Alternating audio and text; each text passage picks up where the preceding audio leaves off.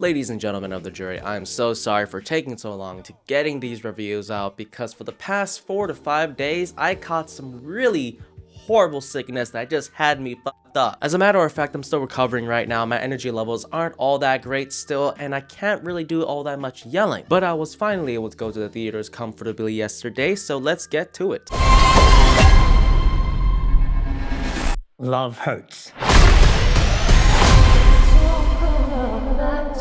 You know, I gotta be completely honest here, I did not have any expectations for this movie because the trailers were not all that impressive. I only went to this movie for QUAN and Daniel Wu, and I gotta say, this movie probably should have just went straight to streaming. That's exactly what this movie feels like, a random DVD that pops up in your local Walmart or Blockbuster. Or perhaps you're bored looking for something interesting to watch on Netflix and oh shit, there's QUAN in some kind of John Wick ripoff kind of movie. We are once again continuing this boring ass trend of retired assassins returning to the world of assassinating. Except this movie seems to be at a much more smaller scale, I guess. We follow Marvin Gable, portrayed by QUAN, who has left his hitman days behind and became a great realtor. That is until he receives a mysterious red envelope from Rose, portrayed by Ariana DeBose. He is then thrown right back into the world of hitman and must try to survive and figure out what the hell's going on with Rose and his brother Knuckles, portrayed by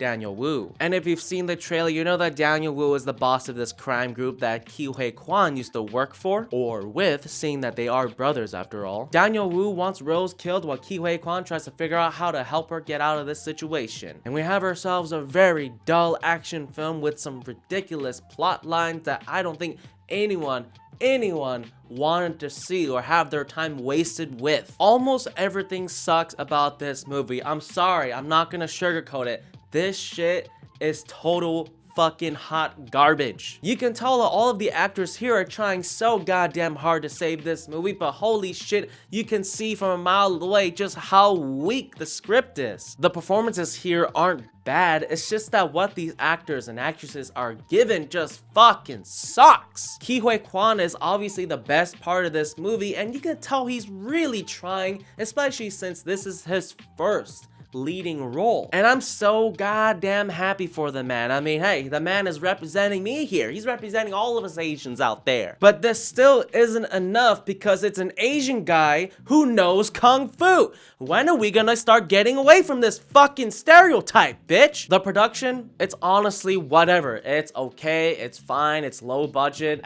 You know, it doesn't really impress you in any way, shape, or form. The directing style here, it's all so generic and basic, you're gonna forget about it. I will give a pass on this film's directing style because it is the director's first feature film, so I'll let it get away, I'll let it slide. But don't go into this movie expecting John Wick levels of style, cinematography, and production, or at least especially with the action. I mean, this is just disappointing. I don't know what to tell you, man. I've watched so many action films growing up, and seeing this kind of thing, it was just bland. It was boring, not interesting. There was nothing that really just had me like, whoa, that was awesome.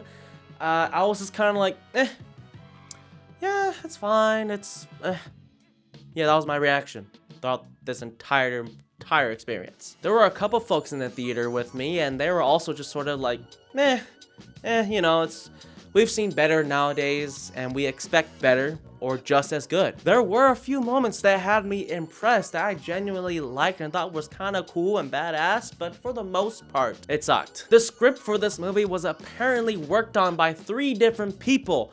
How the fuck did this movie end up being so generic as it is and lame as fuck after 3 people worked on it? How the fuck? I just don't understand how there wasn't really a single aspect of this movie that had me genuinely invested in it. I was sorta interested in QUAN, kinda interested in Rose and Daniel Wu as the brother, but really there's no story here. There's nothing that grabs you, making you want to want more. Sean Astin is in this movie as QUAN's friend and boss, which is cool. You know, it's a Goonies reunion, but Besides that, he really doesn't have much to do, and it's so fucking lame what they do with him. There's barely even a brotherly storyline between HUY, QUAN, and Daniel Wu. I really wish if they leaned onto that, it probably would have allowed me to grasp onto something here, to feel at least somewhat invested in this movie. And oh my goodness, there is this horrible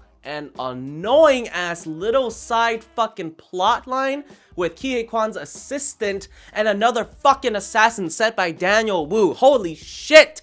What the fuck was that? Why was that even in this movie? Take that shit out. Who said behind the scenes? Who in the editing room?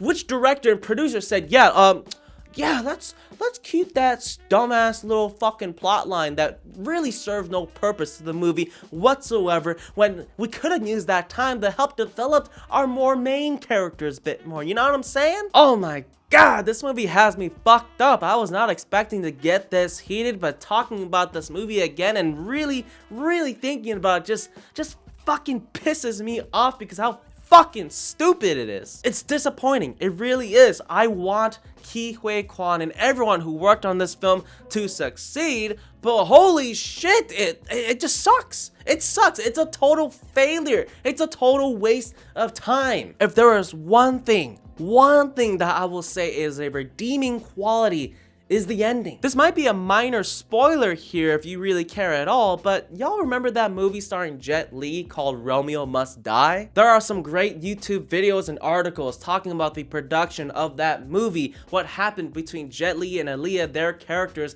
at the end of that movie. For those of you who don't know, the directors, producers, the studio, and almost all of Hollywood was not okay with an Asian lead kissing a beautiful woman because he's the badass and should not get the girl because he's Asian. Yep, that's why we still haven't seen a single Asian lead in a Western film get the girl, because studios believe that audiences would be offended or hurt or disgusted seeing an Asian guy kissing the girl in front of audiences. What?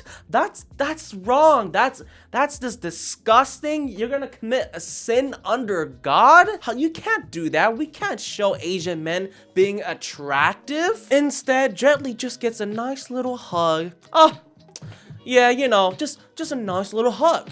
Even though Jason Statham and every single other non-Asian actor gets the girl in their action-packed movie. So I will grant Love Hurts a couple points for finally featuring an Asian lead that gets the girl at the end of the movie. I'm not saying that this is the first film to feature this sort of representation, but let's be honest here. What's the last movie you saw that featured an Asian badass lead that gets the girl at the end of the movie? He and Spielberg definitely knew this movie totally fucking sucked, and the only reason they agreed for it is to help Key appear like a leading man, which he is. I do hope this movie helps boost HUY Kwan's career as a leading actor, or maybe it won't, who knows. Alright, that's enough of me.